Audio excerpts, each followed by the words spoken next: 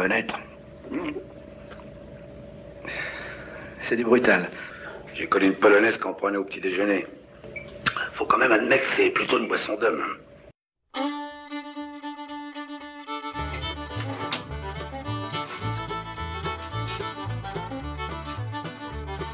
C'était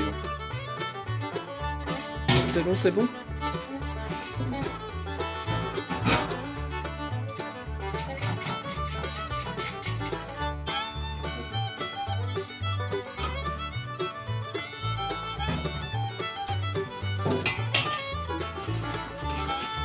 T'es plombier toi, non? Ah bah oui. Je crois que t'es plomberie. T'as du mal à emboîter le tuyau, non? Comme Pépé dans Mémé. Allez, comme Pépé dans Mémé, à la retraite tombe.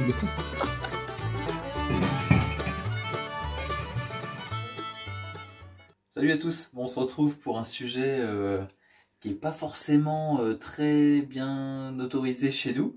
Donc on se retrouve en Suisse, à l'étranger, avec du matériel qui n'est pas à moi, qui m'a été prêté juste pour la vidéo.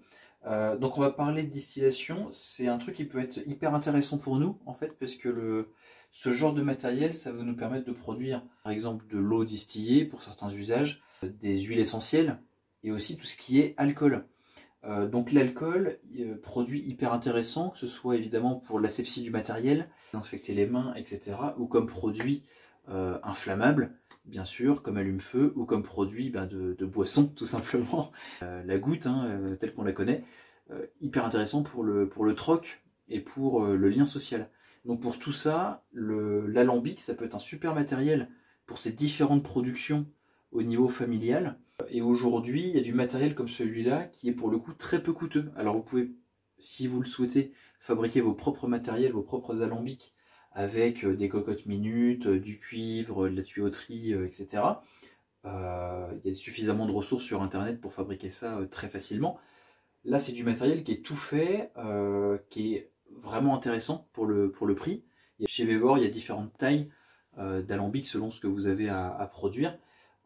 Ça va de mémoire 8 litres à 12 litres, 20 litres, 30 litres ou même plus. Là, c'est le modèle 30 litres. Donc c'est vite rentable, selon ce que vous produisez avec ça, de mettre 30 litres de matière dedans, de mou, pour ensuite sortir quelque chose qui va sortir à 60 degrés, dans les pays où il y a le droit, bien sûr.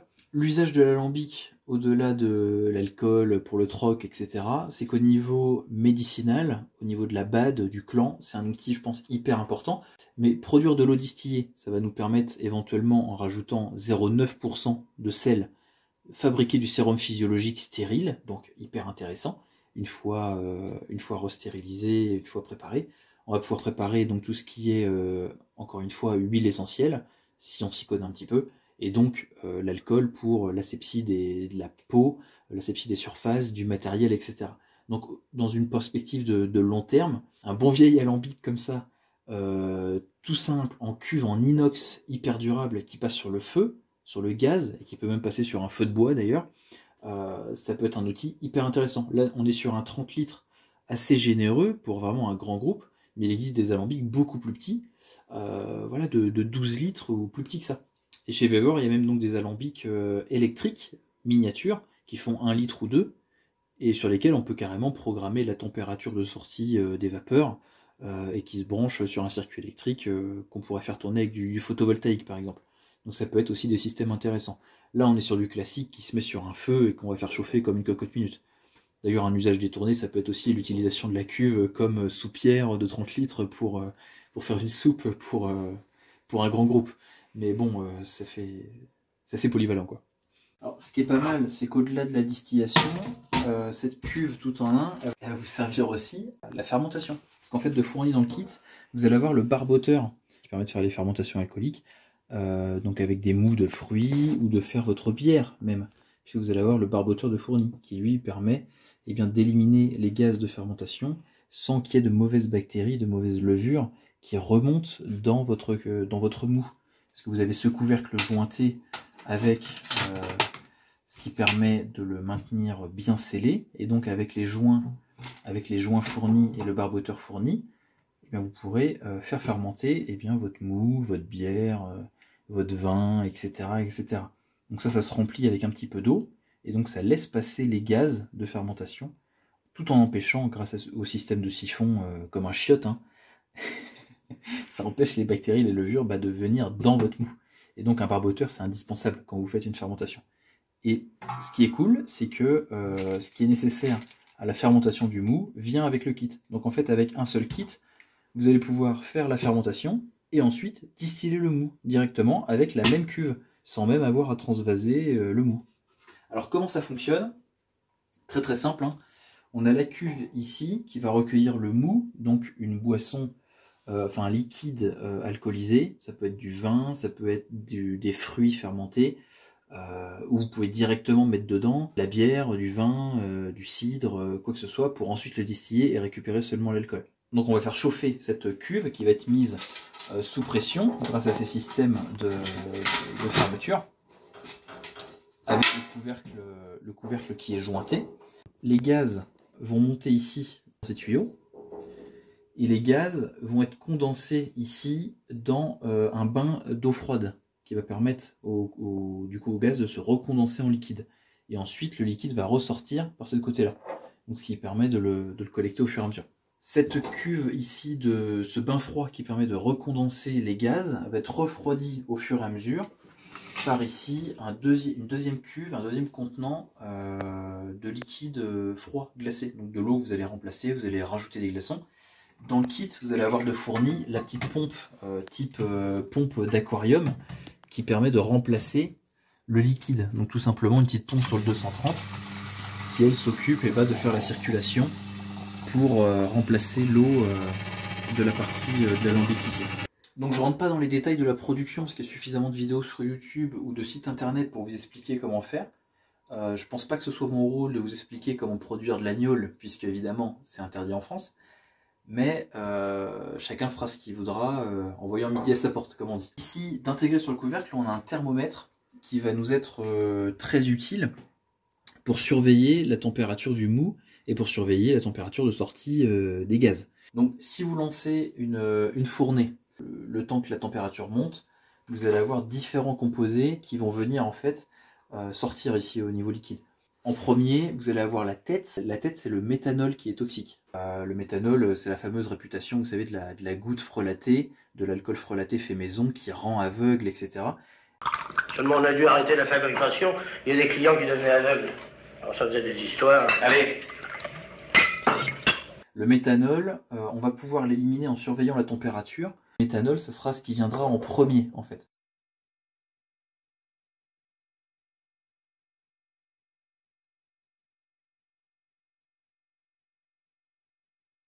Donc on estime que c'est autour, pour avoir une marge de sécurité, autour de 50 ml pour 10 litres. Donc si vous avez une cuve de 30 litres, ça vous fait 150 ml. Donc 15 centilitres. Donc les 15 premiers centilitres, autour de 78 degrés sur votre thermomètre, vous savez que ce sera les premiers composés, le méthanol qui est toxique. Ensuite, une fois cette première tête éliminée, vous allez avoir le corps qui lui est constitué d'eau et d'alcool, qui est en gros les premières vapeurs qu'on aura récupérées et qui seront elles consommables pour désinfecter les surfaces, dégivrer les pare-brises, etc. En fin de distillat, on arrivera sur ce qu'on appelle les queues. Et donc les queues, c'est la fin du distillat. On est à des degrés d'alcool beaucoup plus faibles. Et on est sur des composés qui sont aussi beaucoup moins aromatiques, enfin qui vont avoir un mauvais goût, qui vont être beaucoup moins forts, qui vont avoir beaucoup de flotte à l'intérieur. Donc les queues, elles aussi, bien souvent, on va les éliminer. Il est possible, si vous faites plusieurs fournées, de remettre toutes les queues ensemble, par exemple, pour redistiller tout ça et récupérer seulement ce qui est qualitatif. Voilà. Excusez-moi, ma femme fait des blagues avec la queue derrière. Voilà, pour les notions en gros de comment ça fonctionne. Je vous fais pas la démonstration, parce qu'évidemment, c'est interdit de produire. Donc, bon, là, on est en Suisse pour la vidéo, mais on va pas abuser. Il est possible d'ajouter sur le chemin du circuit, parce que là on est en gros en direct, il est possible d'ajouter ce qu'on appelle un sumper. En gros, il est possible de faire passer les gaz, de faire passer les vapeurs dans ce contenant-là. Ça peut permettre d'augmenter la qualité aromatique des alcools ou bien d'augmenter le degré d'alcool. En faisant passer les vapeurs dans de l'alcool, ou dans des infusions de plantes pour ajouter un goût de plante aux alcools par exemple. Mais c'est un usage purement facultatif si on veut simplement de l'alcool pur, pas indispensable. Mais l'avantage c'est que ce sumper est fourni avec le kit. Donc en fait dans le kit complet, vous avez vraiment tout ce qu'il faut pour faire de l'eau distillée pour votre fer à repasser. Alors un outil indispensable qui ne va pas être fourni dans ce kit, c'est l'alcoolomètre. En fait ça permet de peser l'alcool pour connaître le degré d'alcool de votre production. Si encore une fois vous êtes dans un pays qui permet de produire l'alcool, le moonshine, si vous êtes aux États-Unis, voilà, on connaît. Donc, je vais vous faire une petite démonstration. Donc, ça, c'est de la goutte qu'on m'a prêtée. Hein, merci GG pour la goutte. Donc, c'est juste pour vous montrer un peu le fonctionnement de ce peseur à alcool. Donc, ça qui se trouve en bricot.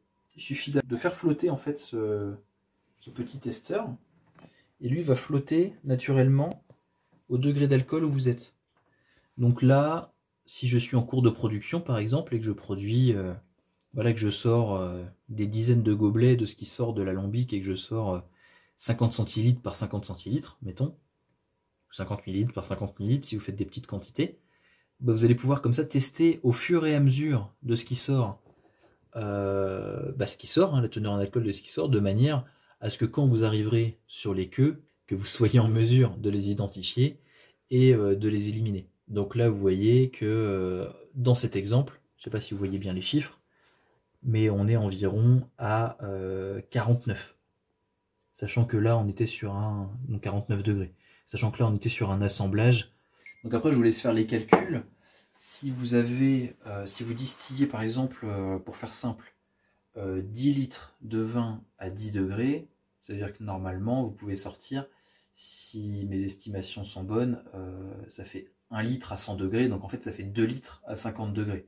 Donc avec 3 cubis de vin rouge d'Espagne qui seront simplement destinés à être distillés, vous allez pouvoir sortir 6-7 litres de gouttes qui pourront servir ensuite à autre chose. 3 cubis de 10 litres, hein, si vous remplissez cette cuve à 30 litres.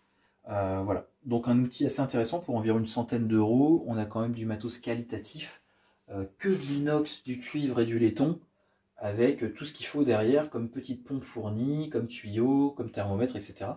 Donc c'est assez intéressant. Je vous mettrai les liens en description pour ceux qui veulent éventuellement s'équiper, sachant que c'est pas, il n'y a rien d'affilié, hein, je vais rien gagner dessus.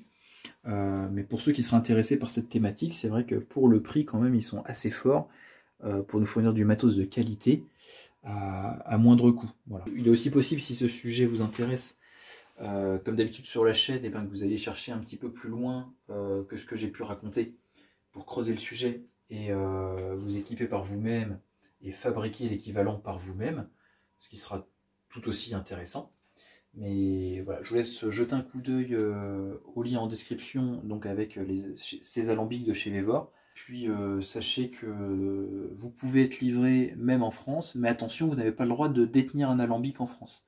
Je dois vous le rappeler, ni de produire votre goutte en France. C'est un enferme, encore une fois, sans autorisation en tant que bouilleur de cru et sans déclaration aux douanes. Voilà. Donc un enferme si vous faites votre goutte. Encore une fois, il vaut mieux violer nos frontières et nos sœurs. Voilà, une bonne chose de faite. Merci d'avoir regardé cette vidéo et à très bientôt sur la chaîne. Prenez soin de vous.